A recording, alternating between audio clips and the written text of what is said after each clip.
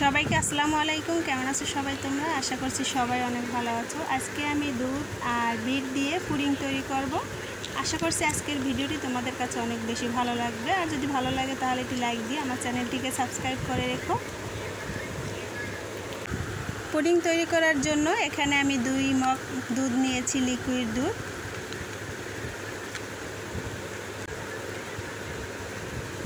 এখন আমি কিছুক্ষণ জাল করে নিব।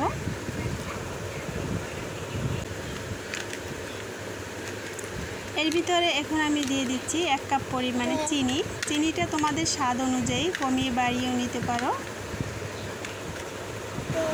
এই পুডিং তৈরি করা একেবারেই সহজ, আর এটা ছোট বড় সকলের কাছেই অনেক বেশি ভালো লাগবে। 3-4 মিনিট আমি জাল করে নিচ্ছি।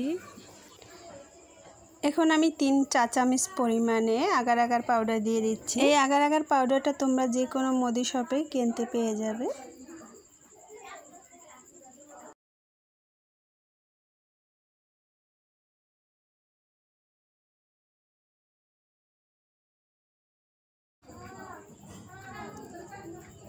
আমার দুটো এখন জাল করা হয়ে গেছে। এখন একটি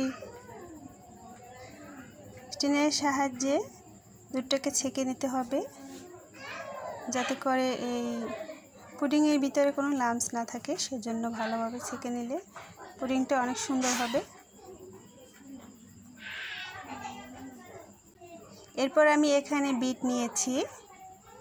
আপনারা চাইলে ফুড কালার ইউজ করতে পারেন। বিটের ভিতরে আমি কিছু চিনি দিয়েছি। চিনিটা আপনাদের স্বাদ অনুযায়ী কমিয়ে বাড়িয়ে দিবেন। একটু কমিয়ে দেওয়ার চেষ্টা করবেন, অনেক বেশি যেন চিনি না হয়, তাহলে খেতে বেশি ভালো লাগে না। এরপর আমি এখানে 2 টেবিল চামচ পরিমাণে আগার আগার পাউডার পানির ভিতরে গুলিয়ে নিচ্ছি।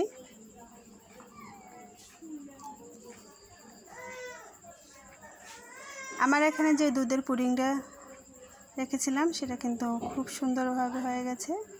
এক সাইড থেকে আমি একটি ছুরির সাহায্যে কেটে নিব।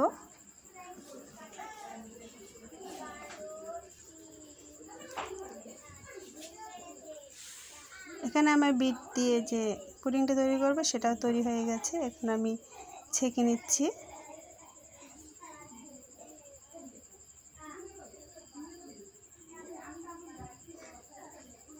এরপর আমি এখন একটু ঠান্ডা করে 10 মিনিটের জন্য ফ্রিজে নরমালে রেখে দিব, তাহলে কিন্তু পুডিংটা অনেক সুন্দর হবে।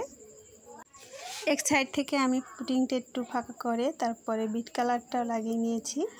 আমার পুডিংটা কিন্তু ভালোভাবে সেট হয়ে গেছে, 10 মিনিটের ভিতরেই সেট হয়ে গেছে। আমার ভিডিওটি যারা এতক্ষণ কষ্ট করে দেখছেন তাদের সকলকে অনেক অনেক ধন্যবাদ।